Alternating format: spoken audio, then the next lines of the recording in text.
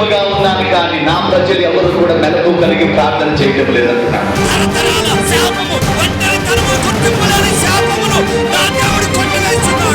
మన దేవుడు ఆశీర్వాదమిచ్చే దేవుడు, స్వస్థపరిచే దేవుడు, జ్ఞానమిచ్చే దేవుడు, బలమునిచ్చే దేవుడు, ఏ మేలు చేయక మానని దేవుడు. ఆయన ఎట్టివాడై ఉన్నారో మనము కూడా అట్టివారమే.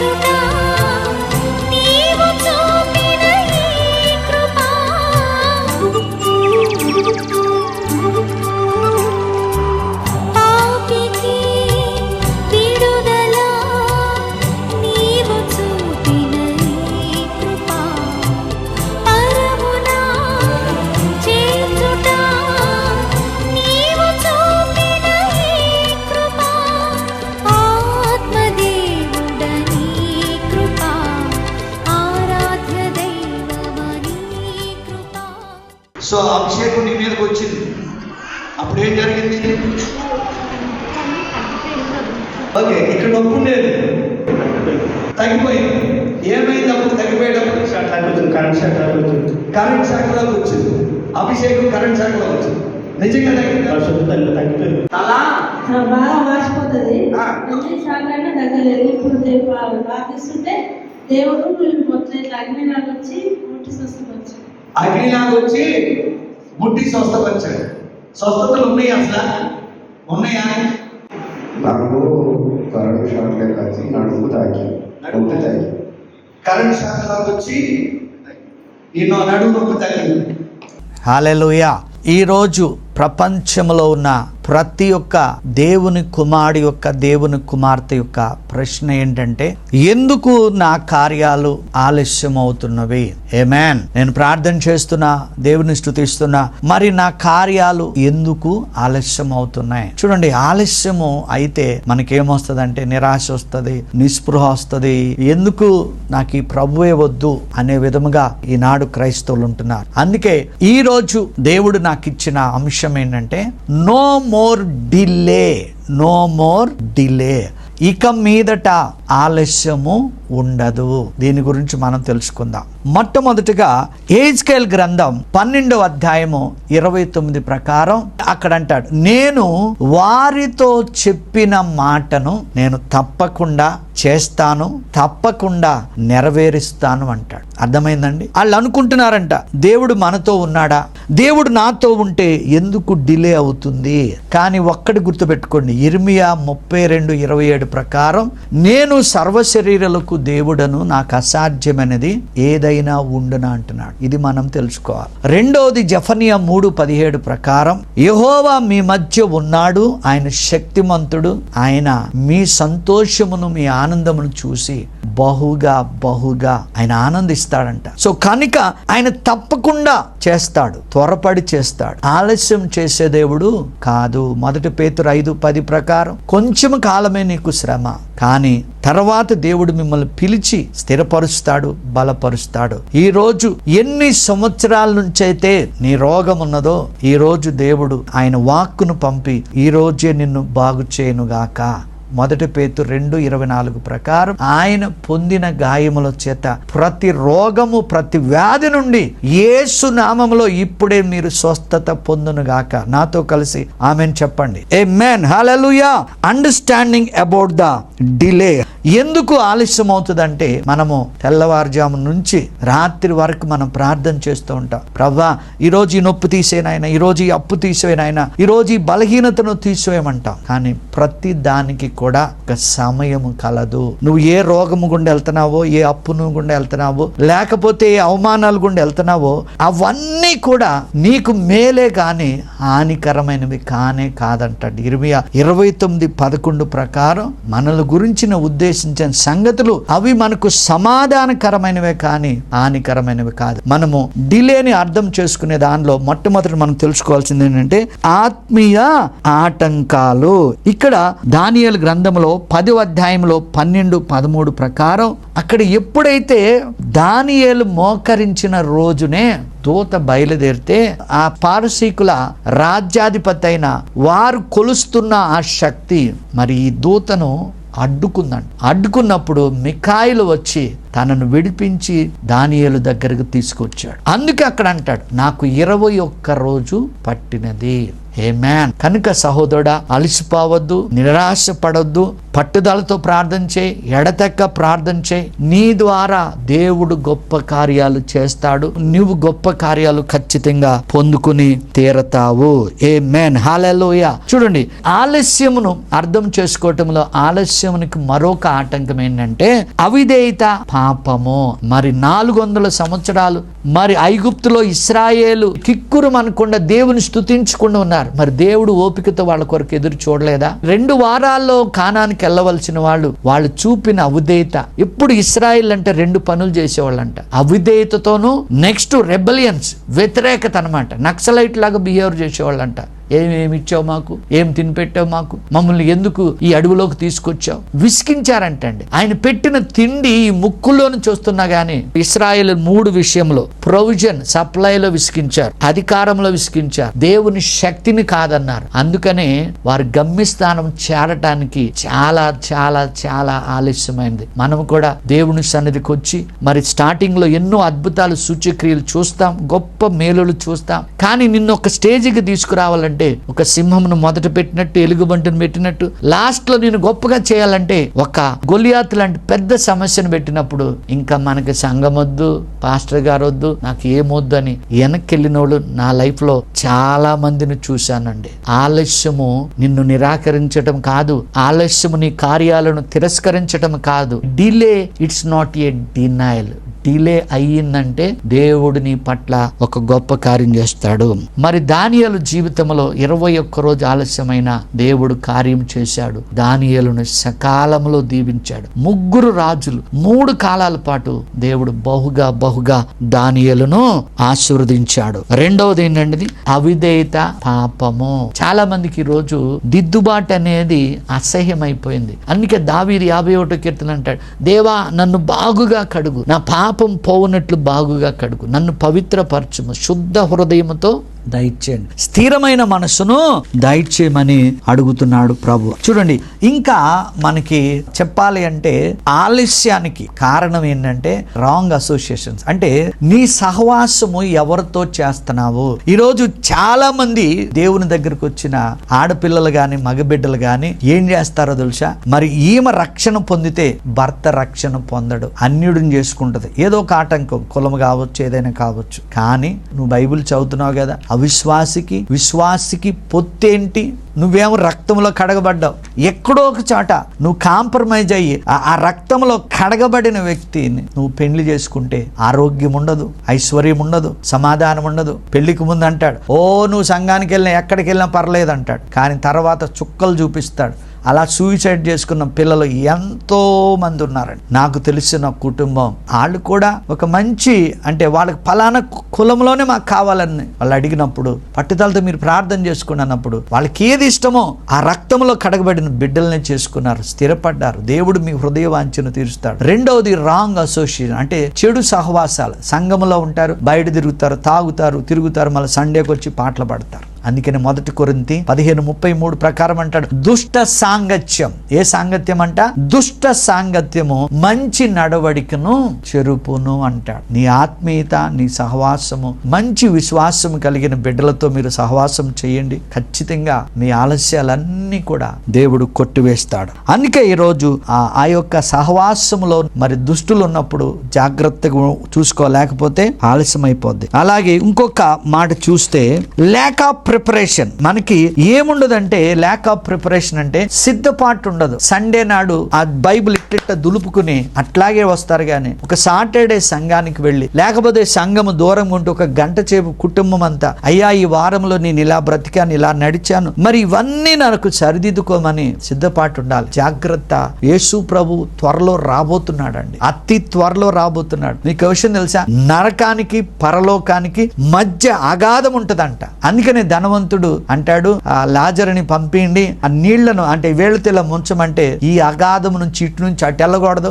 అటు నుంచి ఇటు వెళ్ళకూడదు. మరి ఈ రోజు మీకు సిద్ధపాటు లేకపోతే మత్తయి సువార్త 25:3 బుద్ధి లేని కన్యకలాగా మనలు ఈ రోజు బతుకుతున్నారు. ఒక ప్రార్థన ఉండదు, వాక్యం ఉండదు, దేవుని స్తుతించముండదు. ఓ బిల్డప్పులు. ఎవరికి కావాలి మీ కానుక? దేవుడు సంఘాన్ని పోషించుకుంటాడు, సంఘాన్ని సంరక్షించుకుంటాడు. సంఘానికి కావాల్సింది నీ ఆత్మ.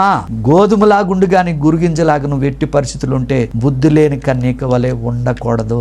సిద్ధపాటులో లోపం ఉన్నప్పుడు నీ కార్యాలు ఆలస్యము అవుతాయి.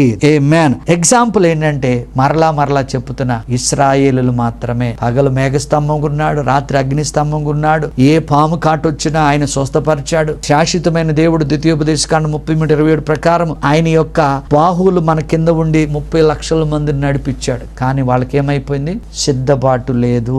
మోషే చెప్పిన మాట వినటం లేదు. అందుకే మన సిద్ధపాటులో లోపం ఉండకూడదు. సంఘానికి వచ్చేటప్పుడు గాని బుద్ధి గల కన్యక వల్ల మీరుంటే ఏ గడిలో ప్రభు వచ్చినా మీ ఆత్మతో నింపబడి ఉంటారు, మీరు పరలోక రాజ్యం చేరుకుంటారు. అలాగే గాడ్స్ ప్రామిస్ ఆఫ్, దేవుని యొక్క వాగ్దానంలో అసలు డిలే ఉండదంట. ఆటంకాలు చెప్పుకున్నాం కదా, ఆత్మలో ఎదగపోతే, అపనమ్మకంగా ఉంటే, చెడు సహవాసాలు ఉంటే నువ్వు ఖచ్చితంగా నీ కార్యాలన్నీ చెడిపోతాయి. నువ్వు ఒక మంచి సంఘానికి వస్తున్నావు అనుకో, ఏముందలేవే సంఘంలో ఫోన్లో చూసుకోవచ్చు కదా, నువ్వు ఫోన్లోనే కాపురం చేయొచ్చు కదా, ఎందుకు నువ్వు డైరెక్ట్ వివాహం చేసుకున్నావు? ఈ రోజు ఫోనే భార్య, ఫోనే భర్త, ఫోనే అన్నదమ్ములు. ఎవరైతే దివారాత్రం ఫోన్లు ఉంటారో వాళ్ళు ఖచ్చితంగా చెవిటోళ్ళు గుడ్డోళ్ళు అవటం ఖాయం. కనుక ప్రభువుని చూడండి, ఆయన వెలుగు మిమ్మల్ని వెలిగించునుగాక. సో అందుకని రెండో మాట మనం ఏం తెచ్చుకోవాలంటే, దేవుని యొక్క వాగ్దానాలు ఆలస్యము చెయ్యనివ్వవు. అందుకనే వాగ్దానాలు నమ్ముకోవాలి. ఏ వాగ్దానం అండి? మాకు ఒక్కటి కాదంటే బైబిల్లో నీకు నచ్చిన వాగ్దానం తీసుకుని ధ్యానించు. చూడండి, దేవుని యొక్క వాక్యం అంట ఇట్ ఈజ్ ఏ షూర్, ఖచ్చితంగా నెరవేరుతుందంట. యెషయా గ్రంథం 55:11 ప్రకారం చెవి గలవాడు వినుగాక. మీ నోటితో ఎప్పుడైతే ఏ వాక్యమునైతే పంపిస్తారో అక్కడ ఉంటది, నిష్ఫలముగా నా యొద్దకు మరలక. ఏ వాక్యం అయితే స్వస్థత కావచ్చు, విడుదల కావచ్చు, సమాధానం కావచ్చు, లేకపోతే అవసరత, ఏ వాక్యం అయితే మీరు పలుకుతారో అది నిష్ఫలముగా మన యొద్దకు మరలక అది వెళ్ళంట అనుకూలమైన దాన్ని తీసుకొచ్చానంట. అందుకే నేను ఫోన్ లో ప్రార్థన చేస్తున్నప్పుడు అది వెళ్ళి వాళ్ళని స్వస్థపరుస్తుంది. ఏంటిది? దేవుని మాట. అక్కడున్న ఆత్మ వాళ్ళ మీదకి వస్తుంది, మీకు అనుకూలమైన దాన్ని తీసుకొస్తుందంట. ఈ రోజు నువ్వు నేను చేయవలసింది ఒకటే, నేను చేతులు జోడించి చెప్తున్నా, వాక్యము చదవటం ఎంత ముఖ్యమో ఆ వాక్యాన్ని దివారాత్రము ధ్యానించండి.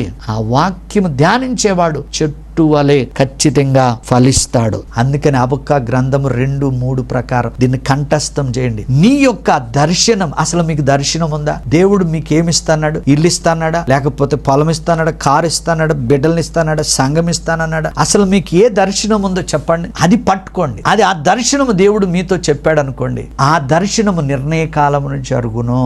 అది సమాప్తమగుటకై ఆతురత పడుచున్నది, అది జాగు చేయక వచ్చును, అది ఆలస్యముగా వచ్చిన దాని కొరకు కనిపెట్టుకొనుము. ఒక సిస్టర్ అంట తన భర్త కోసం 20 సంవత్సరాలు ప్రార్థన చేసిందంట. కానీ 21వ సంవత్సరంలో తన భర్త తిరిగి వచ్చి డోర్ కొట్టిండు. కానీ ఆ బిడ్డ క్షమించాలి, వేరొక వ్యక్తితో సంసారం చేస్తుంది. దేవుడు మాట తప్పనివాడు. నేను ఒక వ్యక్తికి ఒక కొంత అమౌంట్ ఇచ్చిన, ఇది ఎప్పుడో సంగతి, 20 సంవత్సరాల క్రితం. కానీ ఆ వ్యక్తి 3 రోజులు ఇస్తానన్నాడు. 6 సంవత్సరాల తర్వాత, ప్రభువా నీ సేవకు వస్తాను, ఆ డబ్బు నాకు ఇప్పించమన్నప్పుడు 2 నిమిషాల్లో వచ్చింది. జాగు చేయకొచ్చును, తప్పక జరుగును. ఆలస్యముగా వచ్చినను గాని అని కొరకు కనిపెట్టుకో. నీ గుండె పాడైపోయిందా, నీ కిడ్నీ పాడైపోయిందా, డాక్టర్లు చనిపోతున్నారు. ఆయన ఒంగోలు ఆయన అండి, ఆయన అన్ని పాడైపోయినాయి, బాగా డ్రింకరు, అన్ని ఉన్నాయి. యశోదలో జాయిన్ అయినాడు. వాళ్ళ వాళ్ళ సహోదరుడు తీసుకెళ్ళాడు. డాక్టర్స్ తిడుతున్నారు, ఎందుకయ్యా అంత డబ్బు మీరు వేస్ట్ చేస్తారు. కానీ ఎప్పుడైతే మరి చేతులేసి ప్రార్థన చేశామో సాయంకాలం వరకు రిపోర్ట్స్ అన్ని రివర్స్ అయినాయి. ఇలా చెప్పాలంటే ఎన్నో ఉన్నాయండి. కనుక నీ టైంలో అది క్యాన్సర్ అయినా HIV అయినా నువ్వు ఖచ్చితంగా నిజమైన మారు మనసు పశ్చాత్తాపడి దేవునికి సరెండర్ అయి నీ కొరకు జీవిస్తానను నీకు దేవుడు ఆరోగ్యం ఇచ్చునుగాక. చూడండి, డివైన్ స్పీడ్ అంటే దైవికమైన వేగం ఎంతగా ఉంటుందో తెలుసా? నువ్వు ప్రపంచంలో ఇక్కడ కళ్ళు మూసుకుని ఎక్కడ ఎవరి కొరకు ప్రార్థన చేసినా అక్కడ చేస్తాడు. యెషయా గ్రంథం 60:22 ప్రకారం దైవికమైన వేగం ఎలాగుంటదంటే, నేను అనుకుంటు నాకెవరు లేరు, నేను ఒంటరో, నేను అనాథ, అలా అనొద్దు. ఒంటరైన వాడు 1000 మంది అగును, ఎన్నిక లేని వాడు బలమైన జనముగా ఉండును. యెహోవానగు నేను తగిన కాలమందు నా కార్యములన్నీ త్వరపెట్టినని ఇక్కడ ఉంది. తగిన కాలమందు నీకు సంఘం ఇస్తాడు, తగిన కాలమందు నీ పెళ్లి చేస్తాడు, తగిన కాలమందు నీ గర్భం తెరుస్తాడు, తగిన కాలమందు నువ్వు ఖచ్చితంగా నీ అప్పులన్నీ తీరుస్తాయి. కానీ ఇప్పుడే, ఈ రోజే రక్షణ దినం, ఈ రోజే మారు మనసు పొందు. ఆయన అంగీకరిస్తే ఆయన కుమారుడు అవుతావు, ఆయన వారసుడు అవుతావు, నీతిమంతుడు అవుతావు. జాగ్రత్త, నరకం ఉన్నది, పరలోకం ఉన్నది, అగ్ని ఆరదు, పురుగు చావదు. అనేక భక్తులు భూమి మీద ఉన్నప్పుడే నరకం గురించి ప్రవచించారు. చూడండి, నరకము ఎవరికో తెలుసా? దేవుణ్ణి ఎదిరించిన వాళ్ళు కాదు, అపవిత్రతో ఉన్న వాళ్ళని ఆ నరకములోకి తోస్తాడంట. ఎవరైతే నీతిని పరిశుద్ధతను కలిగి ఉంటారో పరలోకములో ఉంటారు. Amen, hallelujah. Set time for favour. దేవుడు నీకు ఒక టైంలో ఆయన కరుణ కటాక్షములు కిరీటముగా ఇస్తాడు. తండ్రి కుమార పరిశుద్ధాత్మలు అబ్రహాము దగ్గరికి వచ్చారు. నాయన నీకు కుమారుడు పుడతాడు అన్నాడు. ముసలోడు అయిపోతున్నాడు, 100 years వచ్చేసాడు. కానీ ఒక సెట్ టైంలో, ఒక నిర్ణయించిన టైంలో అబ్రహాము శారాలు తల్లిదండ్రులుగా దీవించబడ్డా. ఈ దీనిని వాడుకుని ఎంతో మంది 25, 26, 20, 17, 10 చెప్పాలంటే మాకు సాక్ష్యాలు పంపించట్లేదు. ఒక సిస్టర్ ఎప్పుడు కూడా అపార్షన్ అయిపోతూనే ఉంటది. హుబ్లీలో కావ్య అన్న అమ్మాయి, ఆమె పరిస్థితి కూడా అంతే, ఏదో ఒక చీకటి ఆవరిస్తుంది. కానీ ఎప్పుడైతే ప్రార్థన చేశామో ఆ బిడ్డ తల్లిగా మారింది. ఒక సెట్ టైంలో అబ్రహాము ఇస్సాకును పొందుకున్నాడు, అనేక జనములకు తండ్రిగా ఉన్నాడు. భక్తి ఎందుకు చేయాలో తెలుసా? ఆరోగ్యంగా ఉండటానికి, ఆనందంగా ఉండటానికి, సమాధానంగా ఉండటానికి, దీర్ఘాయుతో బ్రతకటానికి, పరలోక రాజ్యం చేరటానికి భక్తి చేయాలి. అనేక ఆత్మలను సంపాదించడానికి మనం భక్తి చేయాలండి. సెట్ టైంలో దేవుని కటాక్షం మీ మీద ఉండునుగాక. Hallelujah. How to break the free from delay. ఈ యొక్క డిలేని మనం ఎలాగూ బ్రేక్ చేయాలంటే ఖచ్చితంగా మనము స్థిరమైన విసుకక నిత్యము ప్రార్థన చేయాలి. ప్రార్థన సమస్త విషయాలను కూడా మార్చేస్తుంది. ప్రభు ప్రతి దినము నుండి తెల్లవారుజామును ప్రార్థన చేసేవాడు, రాత్రంతా ప్రార్థన చేశాడు. ఈనాడు క్రైస్తవుల యొక్క ప్రార్థన ఏంటంటే, మా అమ్మను దీవించు, మా నాన్నను దీవించు, మా అప్పులు తీరాలి, మా రోగాలు. ఎవరి గురించి కూడా ప్రార్థన చేయరండి. డిలే ఎందుకు అవుతుంది తెలుసా? నువ్వు ఇతరుల కొరకు కూడా ప్రార్థన చేయాలి. 1 తిమోతి 2:1 ప్రకారం ఆయన సంపూర్ణమైన మాన్యత కలిగి సుఖముగా బ్రతకాలంటే రాజుల కొరకు, అధికారుల కొరకు, యెరూషలేము క్షేమం కొరకు, ప్రజలందరి కొరకు ప్రార్థన విజ్ఞాపనలు ఖచ్చితంగా చేయాలి. ఇంకేంటంటే మనము ఎప్పుడు కూడా ఒబిడియన్స్ తో, కాన్ఫిడెన్స్ తో ప్రార్థన చేయాలి. విధేయత, నమ్మకం కలిగి ప్రార్థన చేయాలి. నేను ఎప్పుడు కూడా ఏమని ప్రార్థన చేస్తాను తెలుసా? నా తండ్రి, నా తల్లి, నా అన్న, నా ఆదరణకర్త, నా సమస్తం నీవే ప్రభువా అని సంపూర్ణముగా ఆయనకు సరెండర్ అయితే ఆ రోజు గొప్ప అద్భుతం జరుగుద్దండి. ఈ టీవీ పరిచర్య 10 సంవత్సరాలు అద్భుతం, అలాగే సువార్త పరిచర్య అద్భుతం, సంఘ పరిచర్య అద్భుతం, నా కుమార్తె డాక్టర్ కావటం అద్భుతం, ఆ బిడ్డ యొక్క వివాహం జరగటం అద్భుతం, ఆయన కొరకు మహిమకరంగా వాడటం అద్భుతం. కనుక ఎప్పుడైతే నీవు అవధేయత కలిగి కాన్ఫిడెన్స్ తో నీవు ముందుకెళ్తావో ఖచ్చితంగా దేవుడు మిమ్మలను బహు బలముగా వాడుకుంటాడు. హల్లెలూయా. కానీ ఈ రోజు అలాగూ జరగాలంటే మనము ఎలాగుండాలంటే విశ్వాసముతో మనము ముందుకెళ్ళాలి, ప్రార్థన చేయాలి, దేవుని కొరకు కనిపెట్టాలి. అవిధేయతకు ఎన్నుగా ఉండకూడదు, అపనమ్మకంగా ఎప్పుడు కూడా ఉండకూడదు. అన్నాని గురించి మీరు తెలుసుకోండి. మరి ఇవాళ పిల్లలు లేని చాలా మంది బిడ్డలు బాధపడుతున్నారు. అన్న సంపూర్ణంగా సమర్పించుకుంది. చుట్టుపక్కల ఎన్ని సమస్యలు వచ్చినా గానీ దావీదు లాంటి వాడికి ఒక సమూయేలు అనే ప్రవక్తను ఇచ్చింది. దయచేసి మీ కుటుంబాల కొరకు, మీ బిడ్డల కొరకు ప్రార్థన చేయండి. వాడి ఉద్యోగం రావట్లేదా, డిలే అవుతుందా? No problem. ఒరే, నువ్వు దేవునికి సరెండర్ అవ్వను. కుమార్తె యొక్క వివాహం జరగట్లేదా? No problem. 68:6 కీర్తనలు అన్నాడు, ఏకాంగులను సంసారులుగా చేస్తాడు. ఆమేన్. ఎవరైతే దేవునికి సంపూర్ణముగా సమర్పించుకుంటారో వారి జీవితాల్లో అతి త్వరలో అతి వేగముగా గొప్ప కార్యాలు చేస్తాడు. ఏ ఒక్కరి జీవితంలో ఆలస్యాలు అయినా గానీ, మరి మనం చెప్పుకోవాలంటే యోసేపు జీవితంలో కూడా ఆలస్యమైంది. జైలు నుండి ప్రధానమంత్రి అయ్యాడు. ఇస్సాకు జీవితంలో కూడా కష్టాలు పడ్డాడు, కానీ ప్రతికూల పరిస్థితిలో విసుకక ప్రార్థిస్తూ ఉన్నాడు. నూరంతులుగా ఉంది. అపోస్తులు కూడా వారి పరిచర్యలో అనేక కష్టాలు పడ్డారు. పౌలు కూడా ఒకసారి యేసుప్రభు అంటాడు, ఈ 2 సంవత్సరాలు ఇక్కడే ఉండు, డిలే, సువార్త డిలే. కానీ దేవుడు చెప్పిన తర్వాత వెళ్ళాడు ఒక చోటకి. కానీ ఈ రోజు ఏ దైవజనుడైనా, ఏ సేవకుడైనా, నా తోటి సువార్థికుడైనా, నీ పరిచర్య ఆలస్యం అవుతుందంటే డిలే అవ్వకు. నువ్వు దేవునితో తక్కువ గడుపుతున్నావు. సేవ అంటే దేవుని సేవించటం, దేవునితో గడపటం. ఎప్పుడైతే నువ్వు ఆత్మలో వర్ధిల్లుతూ ఉంటావే, నీ సేవ, నీ కుటుంబం, నీ ఆర్థిక పరిస్థితి, నీ దేహము అన్ని విషయంలో సౌఖ్యముగా ఉంటది, ఆరోగ్యం ఉంటది, అభివృద్ధి ఉంటది. దేవుడు అంటున్నాడు, తప్పకుండా చేస్తాను, ఆలస్యము చెయ్యను. ఇట్టి దేవుని కృప, కనికరము, సమాధానము ఈ దినము నుండి ఆలస్యమైన ప్రతి పనికి తోడయుండునుగాక. ఈ బోడుపల్లి ప్రాంతంలో మరి ఎవరైనా గాని, ఏ సంఘానికైనా మీరు వెళ్ళకపోతుంటే దయచేసి మీ అందరికీ ఎక్కడి నుంచైనా మీరు రావచ్చు. ఈ యొక్క ఆదివారము ఆరాధనకు మీ అందరికీ నా ప్రేమపూర్వక ఆహ్వానము. వచ్చిన ప్రతి ఒక్కరికి వ్యక్తిగతంగా మీ యొక్క అవసరాలు తెలుసుకుని మీ కొరకు నేను ప్రార్థిస్తాను. ఇప్పటి వరకు ఎన్నో వందల వేల మంది ఈ యొక్క పరిచర్య ద్వారా ఈ దీనిని వాడుకుని వారికి ఉన్న బలహీనతలు గాని, వారికి ఉన్న రోగాల నుంచి విడుదల పొంది ఆయన రాజ్యాన్ని విస్తరిస్తున్నారు. ప్రతి శుక్రవారం నాడు అదే స్థలములో సాయంకాలము 7 నుంచి 9 వరకు స్వస్థత, సమృద్ధి, విడుదల అనగా PhD సర్వీస్ ఉంటది. ఎవరైతే కష్టాలతో, బాధలతో ఉన్నారో, రోగాలతో ఉన్నారో, దురాత్మల చేత బాధపడుతున్నారో దయచేసి మీరు ఈ సమయాన్ని సద్వినియోగం చేసుకోవచ్చు. మీ అందరి కొరకు ప్రార్థిస్తా. దేవుడు మిమ్మల్ని స్వస్థపరిచి విడుదలిచ్చి ఆయన నామాన్ని మహిమపరుచుకుంటాడు. దేవుని నామానికి మహిమ కలుగునుగా. హల్లెలూయా. గడిచిన కాలములో, గడిచిన వారములో యేసయ్య చేసిన అనేక అద్భుతాలు తెలుసుకుని మన యేసయ్యను మహిమపరుద్దాం. ఈమె పేరు షర్మిల అండి, చెన్నైలో ఉన్నది. 8th month లోకి రాగానే ఈమెకి BP, షుగర్, థైరాయిడ్ ఎక్కువైపోయినాయి. డాక్టర్ చెప్పారు అర్జెంట్ గా బేబీని తీసివేయాలి, లేకపోతే తల్లి కూడా చనిపోతుందని. ఆమేన్. నేను ఆమెకి ప్రార్థన చేయలేదు, కానీ వాళ్ళ అక్క నాకు కాల్ చేసి, అయ్యా మరి ఆమె ICUలో పెట్టారు, మీరు ఒక్కసారి ప్రార్థన చేయండి, ఆమె దగ్గరికి వెళ్తున్నప్పుడు వాళ్ళ అక్క మేరీకి నేను ప్రార్థన చేసి నేను ఒక్కటే ప్రవచనం చెప్పా, తల్లి బిడ్డ క్షేమముగా ఉంటారు, ఆ బేబీకి ఏమీ కాదని. అద్భుతం ఏంటంటే 8 నెలలు కూడా కంప్లీట్ అయినాయి. దేవుడు చక్కటి బేబీ గర్ల్ ని దేవుడిచ్చాడు. తల్లి బాగుంది, బిడ్డ కూడా బాగుంది. ఇతని పేరు డేవిడ్ పాల్ అండి. అరకు పాస్టర్ గారు, దైవజనుడు. మరి ఆయనకి గుండె ప్రాబ్లం ఉంది, BP, షుగర్ ఉంది. అయితే మరి కాలు లాగేయటము, కాళ్ళన్నీ వాపులు వచ్చేసినాయండి. ఆయన చెప్పిన సాక్ష్యము, ఏ రోజైతే ప్రార్థన చేశామో నెక్స్ట్ డేకి తను సంపూర్ణంగా ఆ వాపులన్నీ, ఆ సైడ్ లాగటము, ఆ గుండె నొప్పి అన్ని కూడా దేవుడు సంపూర్ణంగా స్వస్థపరిచాడు. మహిమగల కార్యముకై మన దేవునికి మహిమ కలుగునుగాక. అలాగే సుంకర్ మెట్ల అరక దగ్గర ఈయన విశ్వాసముతో ఆయన అన్నాడయ్యా, మరి ఇక్కడే ఒక మా సంఘ పెద్ద ఉన్నాడు, మా సంఘానికి ఆయన ఎంతో సహాయం చేస్తూ ఉంటాడు. మరి ఆయన పేరు ప్రసాద్ గారు, అతని భార్య పేరు లలిత కుమారి. నమ్మండి, ఆ ఇరువురు భార్య భర్తలు ఇద్దరు ప్రార్థన చేస్తున్నప్పుడు ఫోన్ లో వాళ్ళు చెప్పిన సాక్ష్యం ఏంటంటే, అయ్యా మా బాడీ ఎంత చల్లగా అయిపోయింది, చెమటలు వచ్చేసినాయి.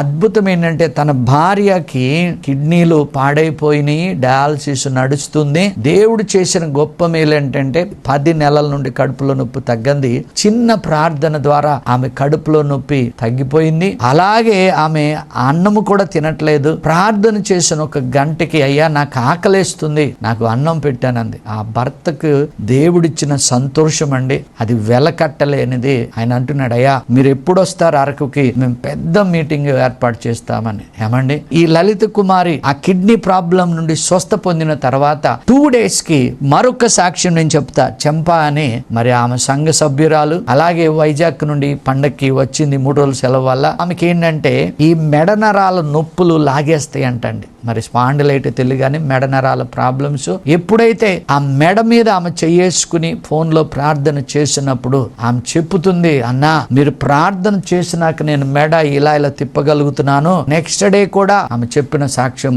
ఆ నొప్పులన్నిటినీ దేవుడు స్వస్థపరిచాడు. ఇటు మహిమగల కార్యములకై మన దేవునికి మహిమ కలుగునుగాక.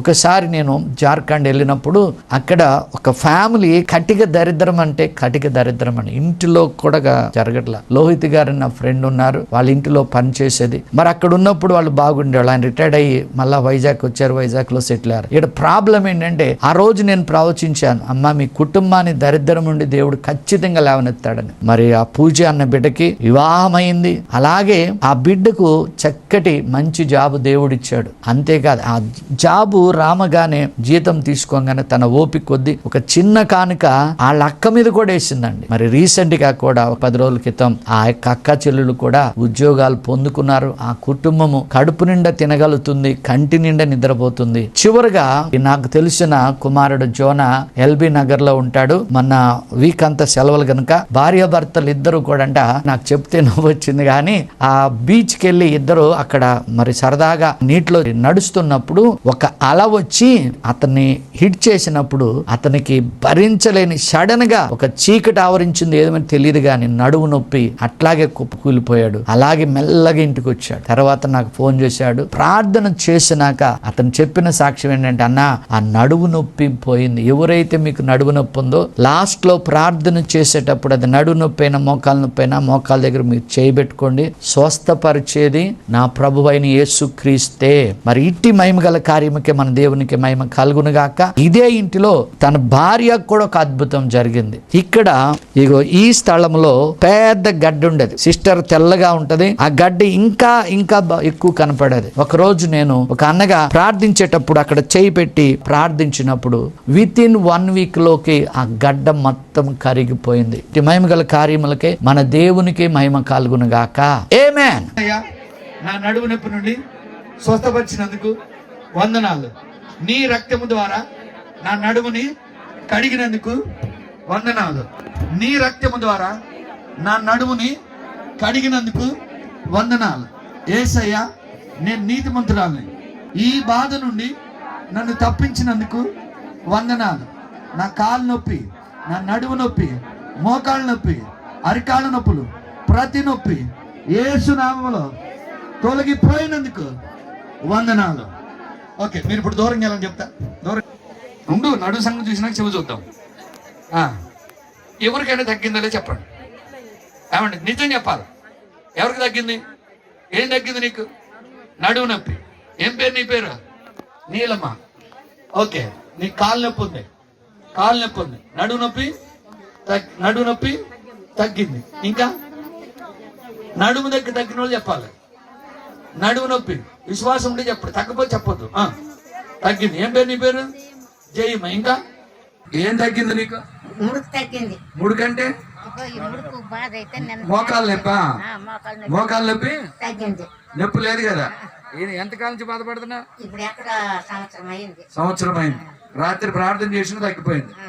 ఓకే, ప్రార్థన చేస్తా. Okay, right. దేవునికి మహిమ కలుగునుగా. నొప్పి ఉందా నీకు? ప్రార్థన చేయక మునుపు కడుపులో నొప్పి ఉందా? ప్రార్థన చేసినాక తగ్గిందా? ఆ కొంచెం కూడా తగ్గిందా? ఓకే, ఏం పేరు నీ పేరు? వర్షిని. ఏ ఊరు మీది? Makreshpalli. Okay, God bless you. ప్రార్థన చేసుకుందాం. మహాపరిశుద్ధుడా, జీవము కలిగిన తండ్రి, నీ బలమైన ఆత్మ, నీ బలమైన అభిషేకం ఇప్పుడే నీ బిడ్డల మీద కుమ్మరించబడును గాక. తండ్రి, ఏ విషయాలైతే ఆలస్యం అవుతుందో, అవును ప్రార్థన చేస్తున్నా స్వస్థత రావటలేదు, ఆరోగ్యం రావటలేదు, నీవు పొందిన గాయముల చేత నీ బిడ్డలు తల నుండి అరికాల వరకు, గుండె, లివర్, కిడ్నీ, ప్రభువా మెదడు, కాలు, చెయ్య యేసు నామములో స్వస్థత పొందుకొనును గాక. ఎవరైతే దరిద్రములు ఉన్నారో, ఎవరైతే అప్పులతో ఉన్నారో ప్రభువా, అయ్యా దేవా, నీ ఐశ్వర్యం చొప్పున ప్రతి అవసరత తీర్చండి. అట్టి అప్పులని ఊబిలో నుండి, దరిద్రము నుంచి లేవనెత్తండి ప్రభువా. కీర్తన 68:6 ప్రకారం సంసారులుగా చేయండి. ఇది నీ సంకల్పం. నరుడు ఒంటరిగా ఉండుట మంచిది కాదన్న దేవా. అడ్డిలే కారణం అవిధేయత, అపనమ్మకం గనుక వారు నీకు సరెండర్ అవును గాక ప్రభు. ఉద్యోగాలు దయచేయండి ప్రభు. సంఘాలు ఈ అంచె దినాల్లో ప్రతి సంఘములో ఉజ్జీవ జ్వాలలు రగులు కొనును గాక ప్రభు. భారతదేశం నీ రక్తములో కడగబడును గాక ప్రభు. తండ్రి, నా ప్రార్థన ఆలకించిన ఆయన ఆలస్యములన్నీ కొట్టివేసి సకాలములో ప్రభు ఇప్పుడు నాయన విత్తువాడు పంట కోస్తాడన్నావు, దున్నువాడు వారు ఫలములు చూస్తారన్న పర్వతములు ప్రతి ఒక్కటి విపరీతంగా ఫలిస్తదన్నావు ప్రభు. నీ మేనిఫెస్టేషన్ జరిగించండి. నీ బిడ్డలను స్వస్థపరిచినందుకు, విడుదల ఇచ్చినందుకు నాయన అయా సమాధానం ఇచ్చినందుకు వందనాలు. ఇప్పుడే నీ మహిమాత్మ ప్రతి బిడ్డ మీద కుమ్మరించబడునుగా తండ్రి. రక్షణ లేని బిడ్డలు ఈ రోజు రక్షణ పొందుకున్నగా, అనగా యేసు క్రీస్తే నా దేవుడు రక్షకుడు ప్రభు అని ఒప్పుకుని నీ కృపలో వారి ప్రతి ఆలస్యములన్నీ ఆశీర్వాదములుగా ఈ దినమే మారును గాక. God bless you. దేవుడు మిమ్మల్ని బహుగా బహుగా దీవించునుగా. ఆమేన్. మా చిరునామా Kepha Joseph Matta, miracle home, house number 2-108/35, road number 3, Siddhi Vinayaka Chittari Nagar, Boduppal, 5,92,000, Hyderabad, Telangana. Back side Shankaraiah function hall. మా ఫోన్ నెంబర్ 9848195752.